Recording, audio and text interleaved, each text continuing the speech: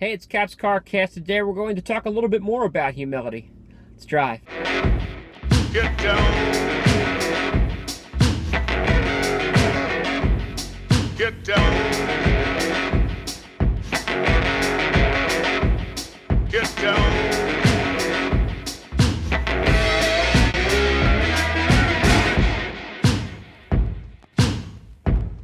In a previous episode of the CarCast, I will throw it up for you right here, I talked about humility and the quote that I love from C.S. Lewis, which says, humility is not thinking less of yourself, but thinking of yourself less.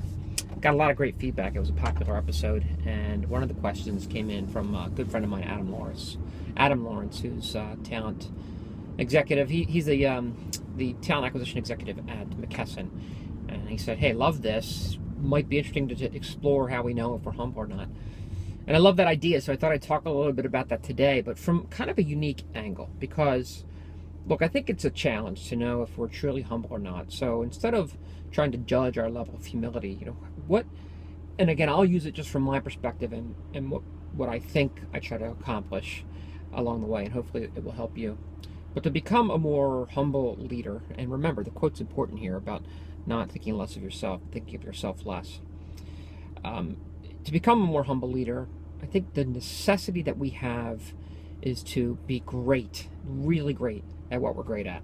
Look, everyone's got gifts. Everyone's got one thing that they're better at than others. And there's right where the conflict of pride and humility lie, right?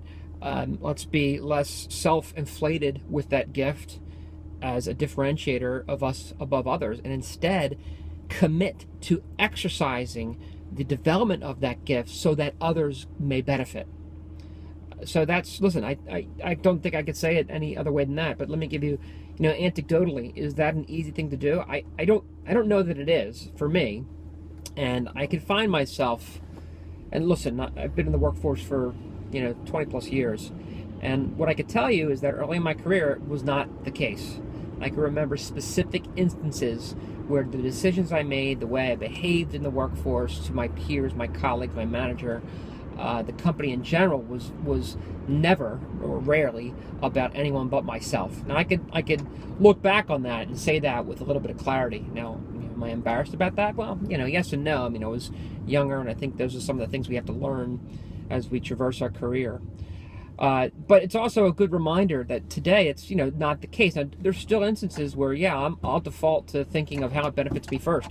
I think that's a natural human thing. Maybe you don't, but I think it's natural to kind of think, listen, deep down within us, hey, what's in it for me? So right there, that conflict of getting over the what's in it for me, and instead investing in being awesome at what we're great at, really awesome.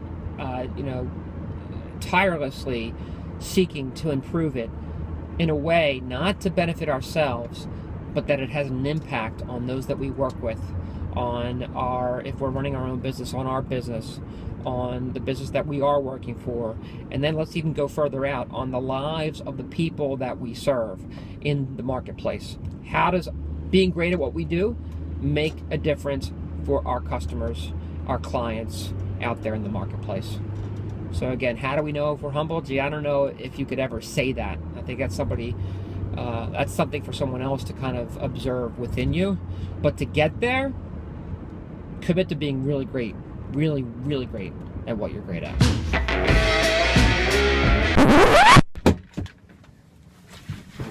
Hey, one last thing. Hopefully you're enjoying these. If you are, why not consider subscribing to Cap's CarCast?